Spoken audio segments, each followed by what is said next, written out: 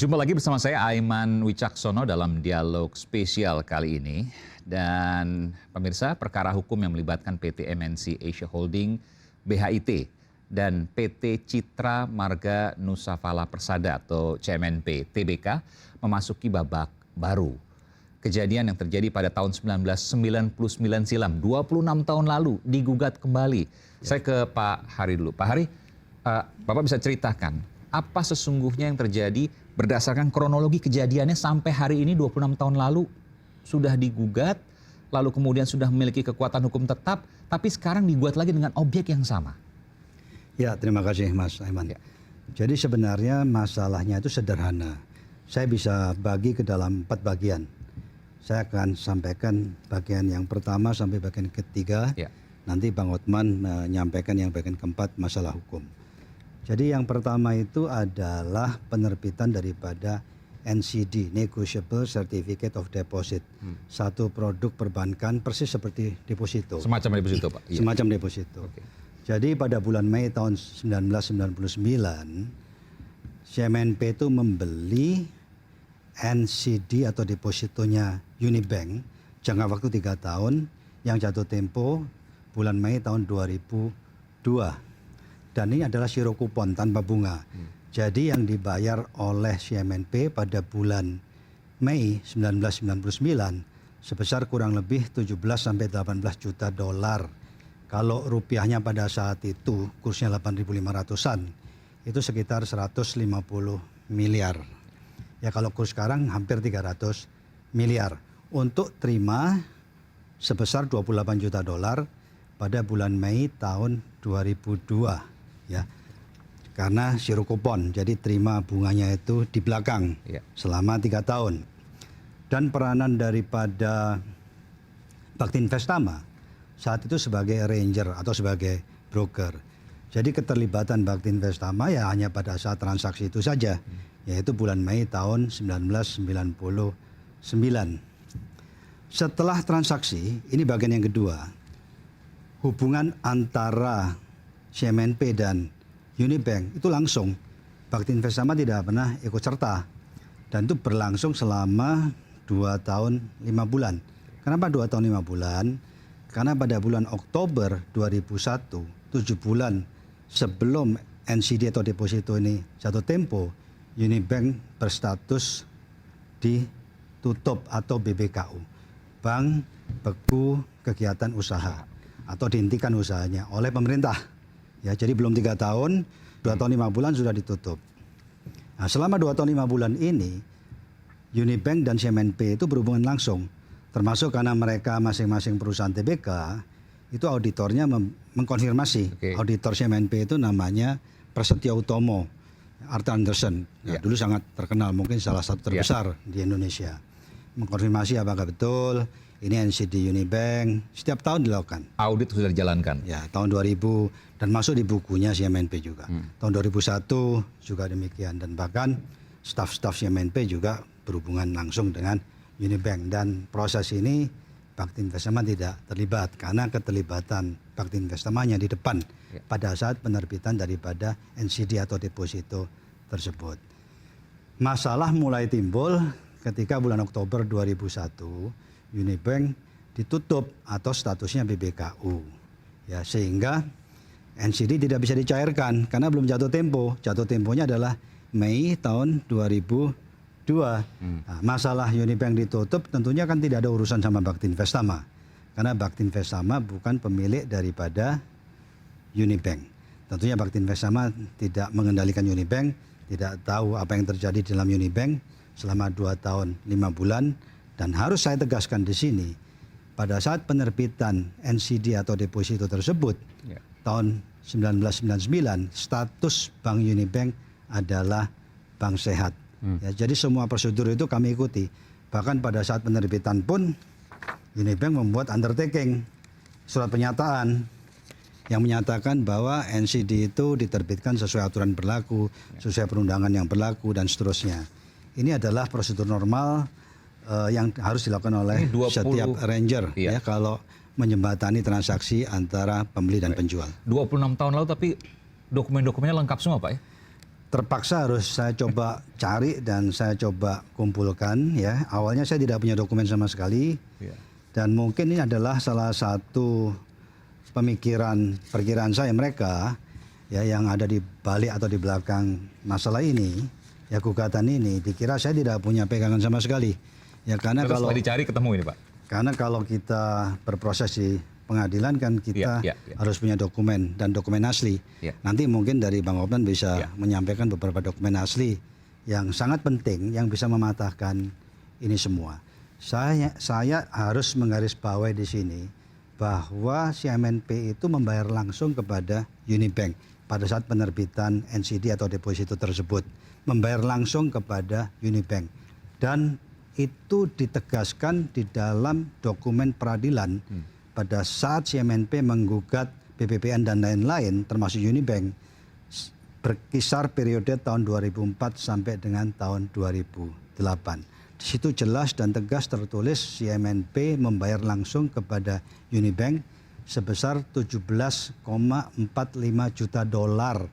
Kalau kurs saat itu tahun 99 nilai rupiahnya sekitar 150 miliar rupiah. Makanya sekarang menggugat 100 triliun lebih ini kan mengada-ada, sangat mengada-ada ya. Dan juga nanti proses hukumnya bisa ditanyakan langsung kepada Bang Hotman. Terima kasih. Baik, terima kasih Pak Hari. Saya langsung ke Bung Hotman. Bang Hotman, ini kan ada hal yang memang tadi disebutkan, ada gugatan, betul. Tetapi ternyata setelah dicek, baik gugatan perdata maupun pelaporan pidana, itu sudah sampai Mahkamah Agung dan sudah inkrah. Obyeknya sama bahkan sekarang dengan yang di gugatan perdata dan juga ada pidananya juga. Secara hukum acara orang gugat boleh-boleh aja. Tapi apakah gugatannya nanti akan KO? Ya itu hal lain. Tapi yang jelas di sini objek perkaranya sudah diputus, sudah puluhan tahun. Dan yang inti utama adalah ini.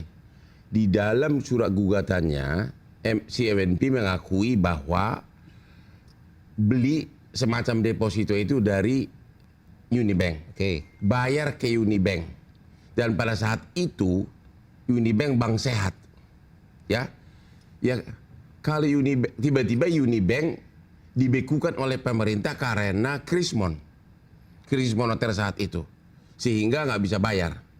Persoalannya adalah apa kaitannya sama orang yang memperkenalkan? Ini kan di sini kan perusahaannya Pak Haritano hanya semacam mempertemukan. Selanjutnya selama 2,5 tahun lebih, selama deposito itu masih berlaku, antara CMNP sama Unibank berlangsung negosiasi terus dan bahkan konfirmasi bahwa itu sah, bahkan diaudit oleh kantor akuntan SGP Prasetyo Utomo. Jadi benar-benar tuduhan-tuduhan di medsos yang mengatakan Pak Haritano itu menipu, bodong, palsu, itu benar-benar fitnah yang sangat kejam. Ya, fitnah yang sangat kejam. Karena apa? Itu bukan deposito bodong. Karena memang pengadilan mengakui memang ada deposito itu. Pengadilan mengakui memang sudah bayar, ya, sudah bayar. Pengadilan juga mengatakan yang menerima pembayaran itu bukan Haritano, bukan perusahaan Haritano, tapi Unibank. Jadi apa kaitannya kepada orang yang hanya memperkenalkan begitu? Bung Hotman bisa ceritakan nggak proses gugatannya seperti apa, lalu kemudian jalannya putusan sampai PK seperti apa? Jadi karena perdata dan pidana Unibank sudah dibekukan ke waktu krisis moneter, jadi dia tidak bisa dapat pembayaran. Akhirnya CMNP gugat perdata. Gugat perdata, di PN dia menang, di PT dia menang, tapi di kasasi dan di PK CMNP kalah. Ya, dia juga lapor polisi, sudah di SP3 oleh polisi. Ini yang pidana atas. Atas hal yang sama, objek yang sama, sudah di SP3 oleh polisi. Jadi sebenarnya case close, sudah tidak ada kasus lagi. Jadi diulang lagi, tapi terhadap salah sasaran. Ya ini salah sasaran benar gua tadi. Ini sepertinya ini bukan mau mencari pengembalian uang deposito, tapi kayaknya ada maksud apa ini kepada Haritano gitu loh. Bahwa kemudian gugatan itu terima itu kewajiban dari pengadilan. Pengadilan tidak boleh menolak pendaftaran gugatan walaupun sudah pernah diadili. Tapi nanti di akhir perkara ya bisa nebis in idem, bisa macam-macam lah alasannya untuk menolak gugatan. Tapi yang jelas yang heboh di media itu kan entah siapa yang bikin itu menuduh bahwa si MNP tidak bisa terima uang ini gara-gara sertifikat deposito itu bodong katanya kan atau palsu. Padahal si MNP mengakui dalam berkas mengatakan saya sudah bayar ke Unibank. Berarti uangnya bukan ke Haritanu, Unibank yang terima. Sudah terima sertifikat depositonya, berarti tidak bodong.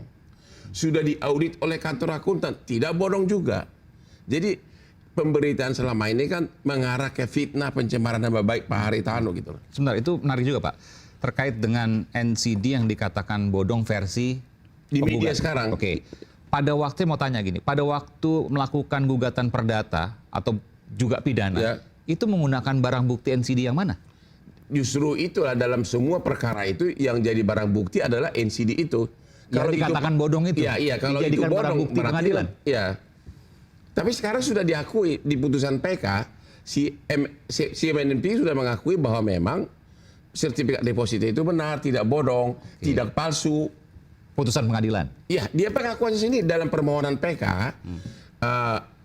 Si MNP mengakui bahwa memang benar dia sudah bayar uang itu untuk membeli semacam deposito ini ke Unibank. Ya. Dan sebagai gantinya dia udah terima sertifikat deposito. Berarti tidak bodong, tidak palsu. Itu kata kuncinya di situ, tidak bodong, tidak palsu. Hanya Unibank dibekukan oleh pemerintah karena krisis moneter. Dan di tahun 2025 ini mereka melakukan gugatan kembali dengan Saya sudah kalah sama pemerintah Indonesia yang membawahi bank-bank beroperasi. Saya sudah habis semua upaya hukum, tiba-tiba dicari sasaran baru Pak Haritanu gitu dan perusahaannya. dengan menyebutkan NCD-nya bodong. Ya, kalau yang di media sih disebutkan bodong dan palsu. Diduga bodong. Tapi dalam pembelaannya dia di PK mengatakan benar itu uang sudah dia bayarkan ke Unibank. Kata kuncinya Unibank terima uang tersebut, bukan Haritanu. Itu kata kunci kasus ini. Dan yang kedua, mengenai negosiasi mengenai jumlah, tarif bunga, jenis mata uang, itu murni antara CMNP dengan Unibank. Kan broker itu kan hanya memperkenalkan, mempertemukan. Yang menikmati uang itu adalah Unibank. Gitu. Baik. Pak Hari, mungkin ada tambahan dari apa yang disampaikan oleh Bung Hotman? Ya, menegaskan saja bahwa Unibank yang terima uangnya dari CMNP dan CMNP juga mengendos, menegaskan, dan itu di dokumen peradilan periode 2004-2008 yang dipakai sebagai alat bukti, salah satunya adalah NCD itu.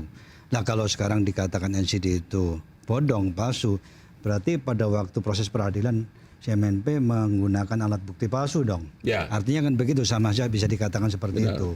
Ya, itu artinya membohongi peradilan. Ya, makanya ini masalah yang sangat penting untuk diketahui oleh publik. Satu lagi, seandainya Unibank tidak BBKU, tidak ditutup bulan Oktober 2001 dan lanjut hidup beroperasi sampai dengan jatuh temponya NCD atau deposito itu, ya deposito ini akan cair dan pasti dibayar oleh Unibank kepada CMNP bulan Mei tahun 2002. Masalahnya itu ditutup sebelum jatuh tempo bulan Oktober tahun 2001. Kalau Unibank tidak ditutup, pasti NCD-nya atau depositonya dibayar. Lah, kenapa kok yang disalahkan Bakti Investama atau kemudian dibelokkan kepada saya? Ini satu hal yang tidak wajar. Oke, kalau sebutkan janggal, mungkin saya nggak tahu Pak Hari atau Bung Hotman mengatakan bahwa apa sih motivasinya? Kalau saya melihat ini hanya karena kemarahan aja, sudah frustasi, sudah kalah di semua front dengan Unibank dan juga pemerintah.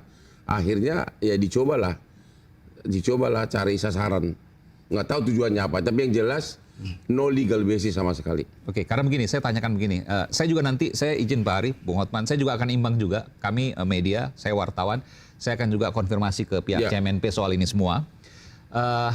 Ada juga, saya harus tanyakan ke Pak Hari juga, serangan-serangan di media sosial terhadap pribadi Pak Hari, bahkan mungkin keluarga juga, yang kemudian terkait dengan gugatan ini, CMNP versus MNC Asia Holding. Dan dibuat sangat profesional. Dibuat sangat profesional. Berarti itu pendanaannya hebat itu untuk buat video memfitnah Haritanu. Oke. Ya.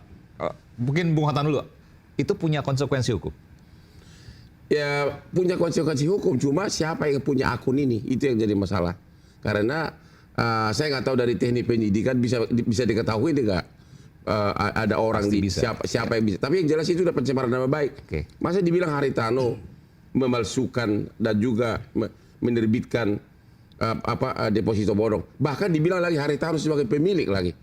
Udah pemilik daripada sertifikat ini, deposito ini, udah terang-terangan di dalam berkas pengadilan dia membeli deposito ini dari Unibank. Dia bayar ke Unibank.